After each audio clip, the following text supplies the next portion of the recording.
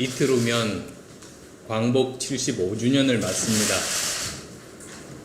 조국의 독립과 해방을 위해, 전쟁으로부터 대한민국을 지키기 위해, 그리고 경제발전과 민주화를 위해 피와 땀과 눈물을 바치신 순국 선열들, 그리고 국민들께 고개 숙여 감사드립니다.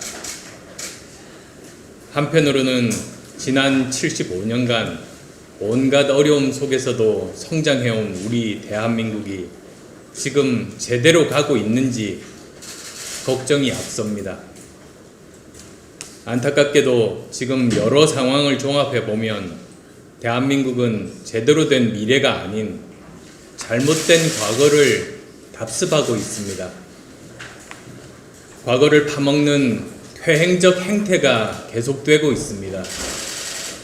단연컨대 이대로는 밝은 미래를 만들어 나갈 수 없습니다.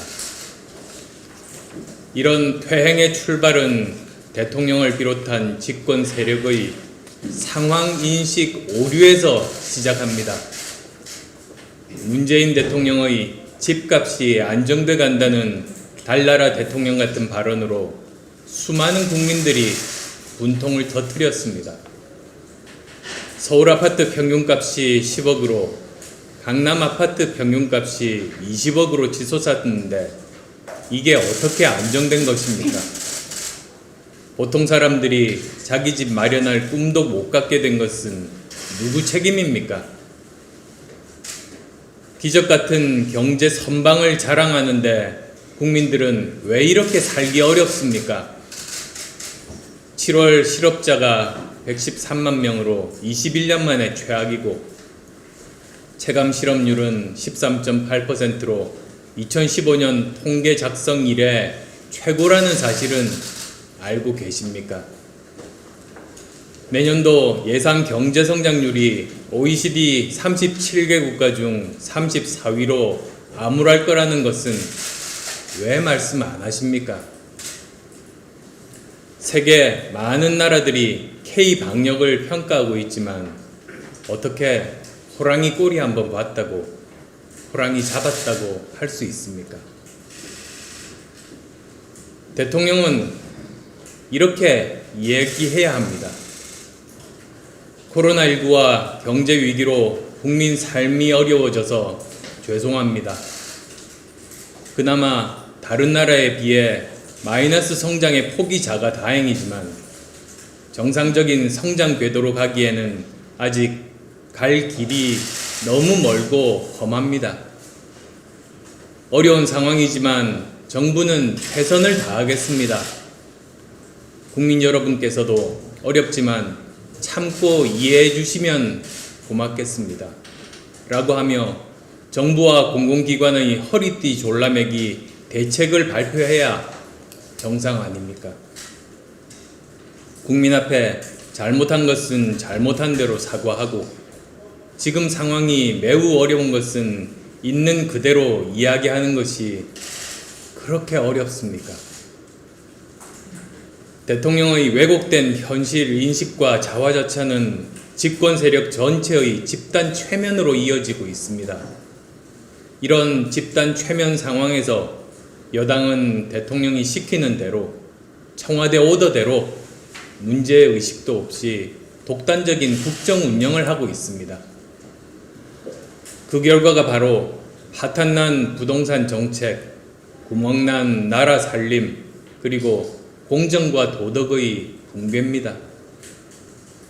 저는 이렇게 침몰하는 정권이 물귀신처럼 국민의 옷자락을 부여잡고 같이 가라앉을까 걱정입니다. 정권의 몰락이 대한민국의 위기로 이어지는 것을 절대 묵과할 수 없습니다. 그래서 문재인 대통령에게 요구합니다. 첫째, 지난 3년 반 동안의 도덕적 타락, 정책 실패, 정치 파탄에 대해 국민 앞에 인정하고 사과하십시오. 지금 대통령에게 필요한 것은 성찰과 반성입니다. 압도적으로 승리했던 4.15 총선 후 불과 넉 달 만에 왜 국정 지지도가 지속적으로 하향 곡선을 그리고 있는지, 그리고 국정 운영에 어떤 문제점이 있는지를 진단하고 남은 임기를 그나마 제대로 마무리하기 위해 무엇을 해야 할지 진지한 성찰의 시간을 가지기 바랍니다. 둘째, 전면적인 국정 쇄신을 단행하십시오. 그 시작은 청와대와 내각의 인적 쇄신입니다. 국민에게 염장 지르는 대통령 밑에서 함께 염장 지르는 장관들 정리하십시오. 23타수 무안타, 타율 0할 0푼 0리, 국민 분노 유발지수 1위인 국토교통부 장관, 자기 정치하며 관심 호소하느라 정신없는 국민 분노 유발지수 2위의 법무부 장관, 코로나 극복 영웅들을 욕보인 보건복지부 장관, 안보 불안 야기하는 국방부 장관, 경제위기 상황에서 무엇을 하는지 알 수 없는 기획재정부 장관, 부하 직원 하나 정리 못해 국제적으로 나라 망신시킨 외교부 장관, 스스로 부처 존재 이유를 부정하는 여성가족부 장관 등을 포함한 전면 개각을 단행해야 합니다.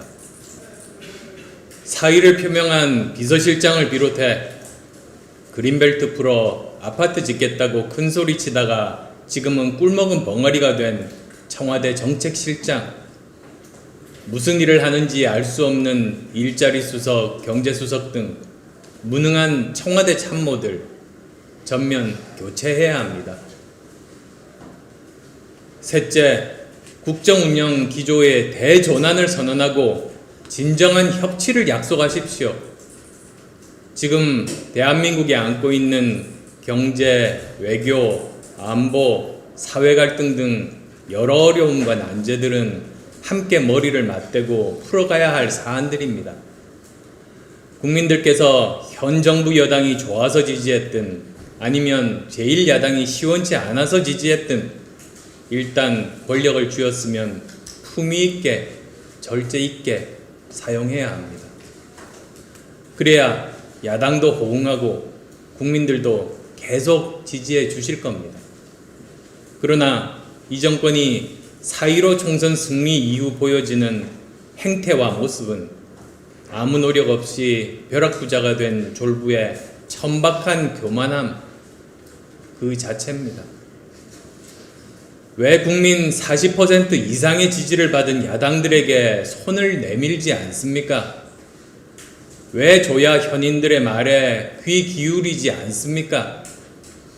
국민을 위해 야당에게, 민간 전문가에게 고개 숙이는 것은 절대 부끄러운 일이 아닙니다.